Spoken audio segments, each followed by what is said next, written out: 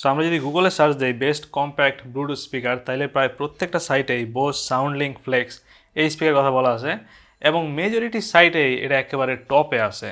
So আমরা আজকে check করে দেখব যে এক্স্যাক্টলি এটার মধ্যে স্পেশাল কী আছে। আমি শুনছি এটা সাউন্ড কোয়ালিটি যথেষ্টই অসাধারণ, বিশেষ করে সাইজ অনুযায়ী, এবং এটা খুব সম্ভবত সাউন্ডের ক্ষেত্রে সেরা ছোটোখাটো ব্লুটুথ স্পিকার। সো আমার অ্যাকচুয়ালি এক্সপেকটেশন খুবই হাই এটার ব্যাপারে, প্রচুর রিভিউ টিভিউ পড়ার পরে আমরা আজকে আনবক্সিং করবো আর জাস্ট চেক করে দেখবো। এটা ফুল রিভিউ না, হয়তো আমরা ফুল রিভিউ সামনে করতে পারি। এখানে একটা ছবি দেওয়া আছে, এটা অ্যাকচুয়ালি ভালোই ওয়েট আছে এবং আমার মনে হচ্ছে অ্যাটলিস্ট 2 কেজির মতো ওয়েট, পুরোপুরি শিওর না। এনিওয়ে এখানে লেখা আছে মেড ইন থাইল্যান্ড। আর এখানে না এগুলো হচ্ছে ফিচার না, জাস্ট র্যান্ডম কথাবার্তা না। এটার পিছনে মনে হচ্ছে কিছু ফিচার দেওয়া আছে। এর মধ্যে হচ্ছে clear deep powerful sound, position IQ, detection, orientation and অপটিমাইজের সাউন্ড। সো এই পজিশন আইকিউটা হচ্ছে এই স্পিকার অ্যাকচুয়ালি বুঝতে পারে যে আপনি স্পিকার সোজা রাখছেন নাকি বাঁকা রাখছেন, আই মিন কোন পজিশনে স্পিকারটা রাখছেন সেই অনুযায়ী তারা সাউন্ড কিছুটা অপটিমাইজ করতে পারে। বাট এটাতে কোনো রুম আইকিউ নাই অন্যান্য ব্লুটুথ স্পিকারের মতো এই দামে, যেগুলো হচ্ছে অ্যাকচুয়ালি রুম ক্যালিব্রেশন করতে পারে, যে আপনার রুমের সাইজ বুঝতে পারে এবং রুমে কী কী আছে সেই অনুযায়ী সাউন্ডটা কিছুটা ফিক্স করতে পারে। সো আমি অ্যাকচুয়ালি সেটা হইলে বেশি পছন্দ করতাম এই পজিশন আইকিউর চেয়ে, but it's better than nothing. এরপরে waterproof and dustproof IP67, withstand drop, crushing, shock, rust. এরপরে স্পিকার ফোন আছে, সো এটাতে মাইক্রোফোন বিল্ট ইন আছে, এটা দিয়ে কথা বলা যাবে। আর syncs with other Bose speaker, so এরকম যদি মাল্টিপল স্পিকার থাকে একটা গ্রুপ করা যায়। আর এটা এক চার্জে 12 ঘন্টা পর্যন্ত চলে। সো দ্যাটস ইট, এটা হচ্ছে টোটাল ফিচার সেট। সো এখানে কিছু পুল ট্যাপ দেওয়া আছে যেগুলো আমরা সহজে এটা আনবক্সিং করতে পারি এবং কোনো টাইপের ছুরির দরকার হবে না।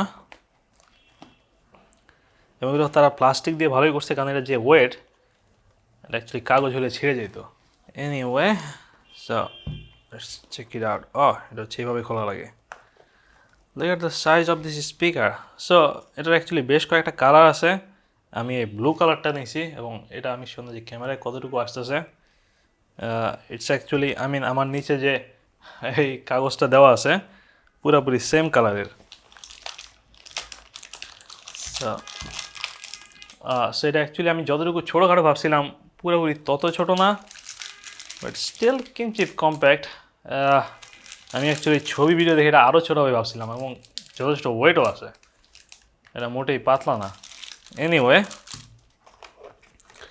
সো এখানে একটা টাইপ সি কেবল দেওয়া আছে, টাইপ সি টু টাইপ এ। দেখে মনে হচ্ছে একেবারে ছোটো কেবল, 3 ফিটের মতো হবে।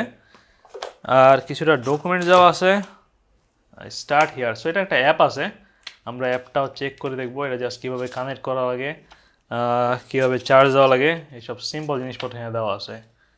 সো অ্যাপটা খুব সম্ভবত জাস্ট ফার্মওয়্যার আপডেটের জন্য, এছাড়া বেশি কিছু মনে হয় না অ্যাপ থেকে করা যাবে।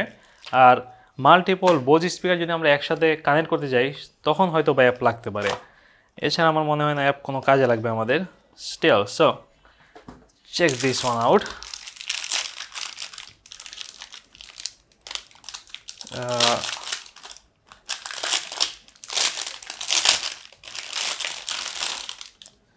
এটাতে একটা সফট প্লাস্টিক ভাব আছে, যেটা একটা কিঞ্চিত প্রিমিয়াম ভাবাই না দেয় যে কোনো কিছুতেই।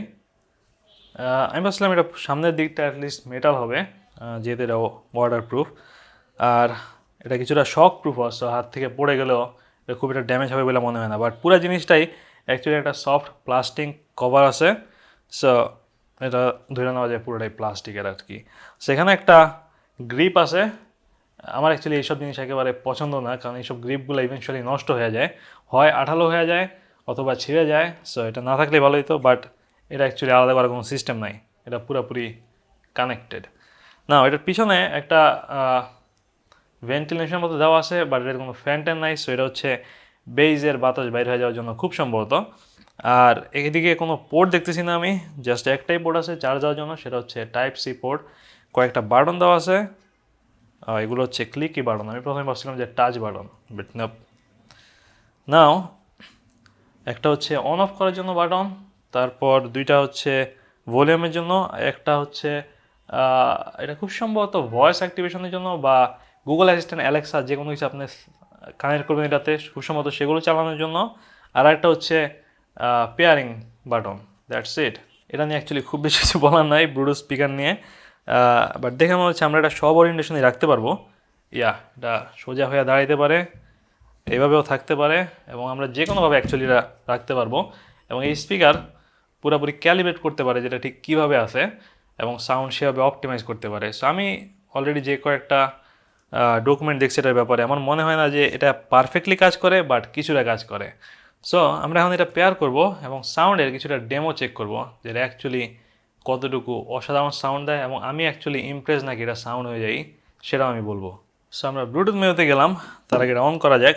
আমি অ্যাকচুয়ালি এর আগে বোজের কোনো স্পিকারই কখনো চেক করি নাই। বোজ এমনিতে আমার খুবই পছন্দের একটা কোম্পানি তাদের কোয়ালিটির জন্য, এবং আমার কিছু ড্রিম স্পিকার বোজের, বাট আমার কখনো বোজের কোনো প্রোডাক্ট চালানোর সৌভাগ্য হয় নাই। নাও এটা অন করা যাক, এবং উপরে দুইটা ফুটা দেখা যাচ্ছে, এগুলো খুব সম্ভবত মাইক্রোফোনের জন্য।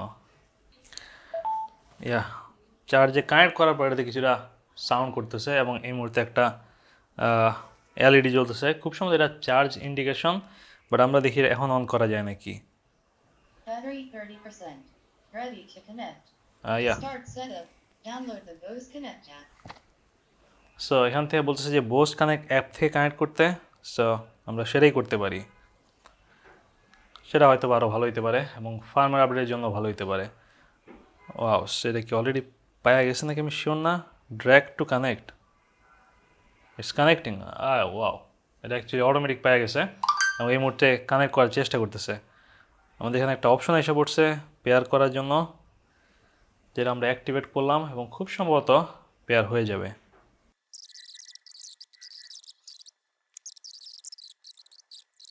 বাট যদিও আমরা অ্যাকচুয়ালি কানেক্টেড হয়ে গেছি, এবং আমরা চাইলে এই মুহূর্তে কিছু প্লে করতে পারি এটাতে, বাট অ্যাপে কানেক্টিংয়ে থাইমা আছে।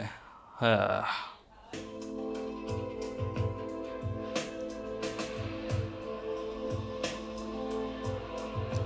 সেই মুহূর্তে আমরা বোজের সাউন্ড চালাইছি, এবং বেস কোয়ালিটি অ্যাকচুয়ালি ইমপ্রেসিভ এটা সাইজ অনুযায়ী।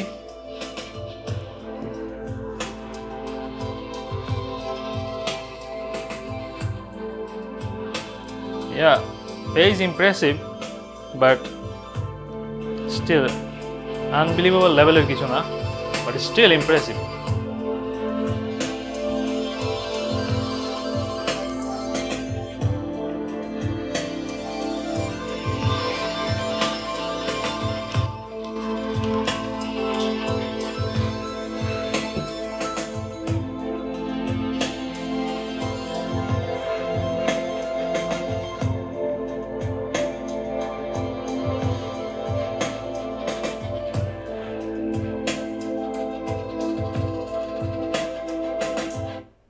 সাউন্ড অ্যাকচুয়ালি অনেক ক্লিয়ারও, I mean it's good, really good.